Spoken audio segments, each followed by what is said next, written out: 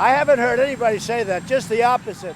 I think that if you vote for a Democrat, you're very, very disloyal to Israel and to the Jewish people. He can't wrap his mind around why we would be more loyal to our Jewish and democratic values and to the other communities in our country that stand for them than we would be loyal to him and Prime Minister Netanyahu and the Republican Party, who are promoting a dangerous right-wing ethno-nationalist agenda that is disastrous for our community. He can't understand that, and so he's lashing out and attacking us. So we weren't surprised, but we were appalled. I think they enjoy this because they feel that it distracts from them defending Rashida, Tlaib, Ilhan, Omar. It isn't great for them when the spotlight is on anti-Semitic members of Congress. So they'd like to make it about the president. They'd like to try to tell people that the president is this awful person. But the truth is, the president stands up for American Jews. He stands up for Jews around the world. He's been a great friend to our community and to Israel. And AOC plus 3, that's what I call it. AOC, just take AOC plus 3.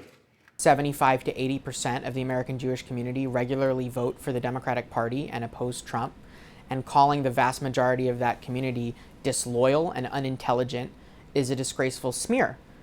At the same time, we weren't surprised that his racist, disingenuous attacks on progressive women of color in Congress have now transitioned into attacks on American Jews.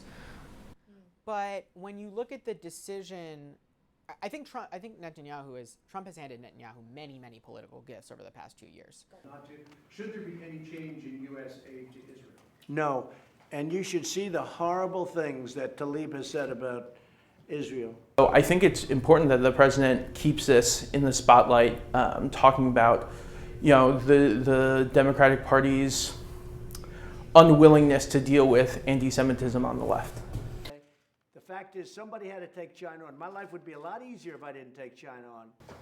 And I think any Jewish people that vote for a Democrat, I think it shows either a total lack of knowledge or great disloyalty. And he seems to be saying American Jews are disloyal to him, to Prime Minister Netanyahu, his close friend, to Israel, and to the Republican Party. He seems to be conflating all of that into one big blob of right-wing policymaking here and in the US, and saying that if you're not on board with that, if you're not on board with these attacks on the values of tolerance, equality, democracy, the pursuit of peace that have been core to Jewish identity for centuries and are the values that help keep us safe and strong as a community, he's saying if you're not loyal to his attacks on those values, then you're basically a bad Jew. Then yesterday I noticed for the first time, Tlaib with the tears.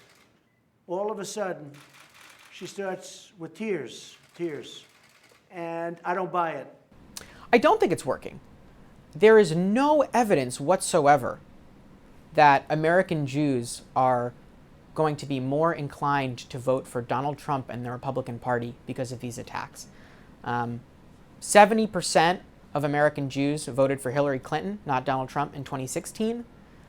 In 2018, at the exit polls from the midterms, we saw 79% of American Jews voting for Democrats. The numbers are not moving towards Trump, they're moving away from Trump. Most American Jews are Democrats who don't like Republicans, but they really don't like Donald Trump and his school of the Republican Party. I think both sides could do a lot to tamp down the rhetoric. Do you think the president can tamp it down? Or should? That's up to the president. That's his call. We certainly, we just, as at the RJC, we do the best we can to try to call out, dangerous, harmful rhetoric, and we just do the best that we can. So I am doing this whether it's good or bad for your statement about, will we fall into a recession for 2 months, okay?